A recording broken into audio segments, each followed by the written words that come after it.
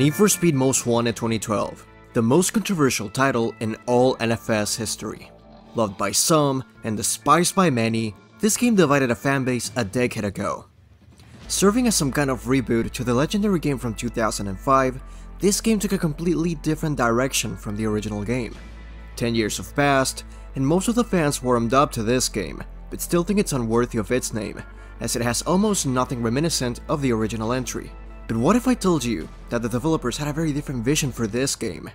That instead of being a reboot, it would have been a direct sequel to the 2005 title. That it would go back to its dark and gritty roots. In today's video, I will bring a special guest, and we will discover the original direction that Most Wanted 2012 was going to take.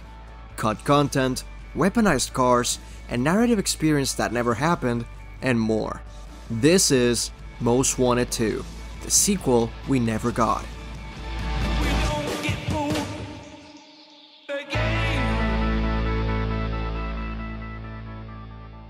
Originally, the vibe was drastically different from the final game. Everything down to the logo itself was less sleek and more grungy. According to these concepts, the game was darker, grittier, and dirtier. Here's the early intro from the game, and as you can see, it's way more eerie. This other strange video showing a BMW M2 parked in the middle of a desert might have been used as a splash screen or some sort of background video. Not only the menus would have this moody vibe, but also the entire city of Fairhaven. The world of the game wasn't as colorful as it ended up being. It was more dirty and grimy, and the cars would be scuffed, usually found in white or black colors. Speaking of colors, the color palette of the game was more akin to the original style. The speedometer looked more like an analog gauge with an orange hue that was very reminiscent of the OG Most Wanted.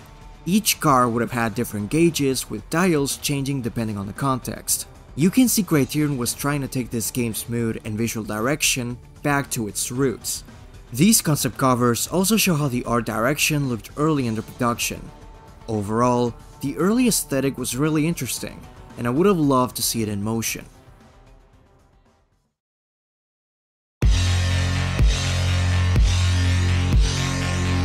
The gameplay of Most Wanted 2 starts right where Hopper Shoot left off, with the brake to drift handling model and weapons making their return.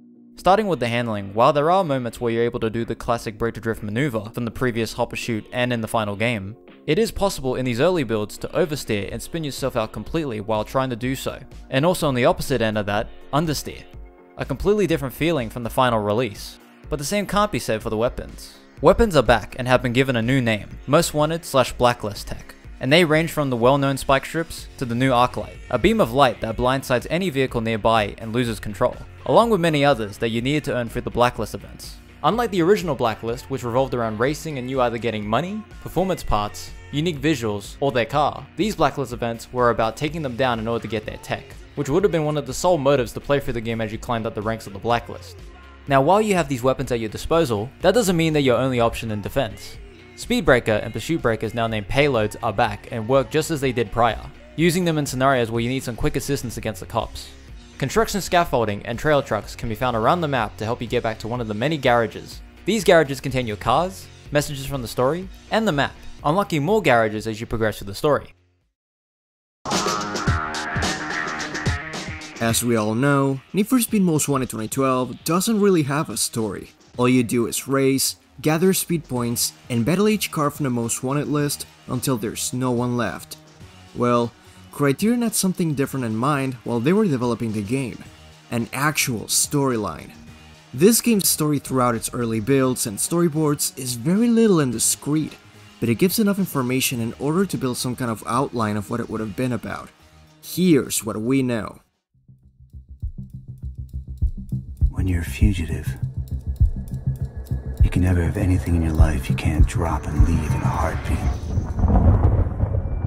No girl, no kids, no steady job. Always looking over your shoulder, always looking in the rearview mirror. You think different, you move different, you are different. You learn to blend in. At least you think you do. Sometimes you can be right up in their faces and they'll not even notice. But it's crazy to take those kinds of chances. Because one day they'll be right around the corner. What am I gonna do? I won't sweat. I won't panic. I'll do what I do best. And drive.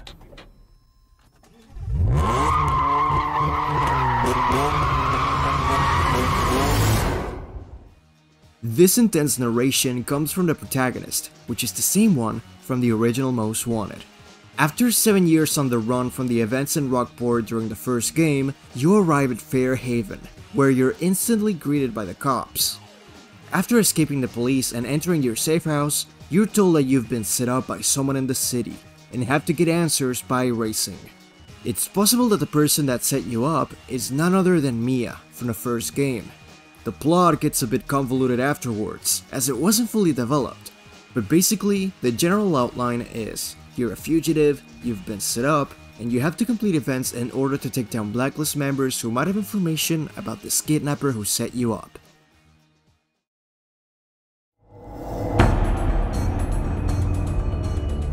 The music of Most Wanted 2 was going to add to the gritty and on-the-edge vibe of the narrative. This could be heard in the menus, garages, and during pursuits, being placed in a mysterious and unsettling atmosphere, sitting idle at the main menu until you press start. Once you're finally put into the game, the pursuit score makes its dramatic entrance as you try to get away from the cops, keeping you in the moment and guessing whether or not you will survive your next encounter with the cops. But once everything seems to cool down and you enter a garage, the only thing that can be heard is a constant electronic drone that completely envelops the space, creating an eerie tone that helps to enforce the darkness of the story unfolding.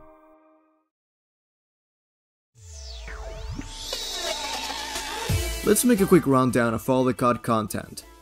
There were many parts of the map that were either redone or cut completely just before release. One of the areas that was completely cut and was supposed to be connected with the top of the map was a construction area called the Iron Mine, and a suburban area named District 3 under construction, that were removed just a few months before release. Cooldown spots to hide from the cops were completely removed from the game, as well as pursuit breakers and weapons to fight back, cost to state instead of speed points, damage indicators, takedown cameras, text messages, and a photo mode were also cut off of the game.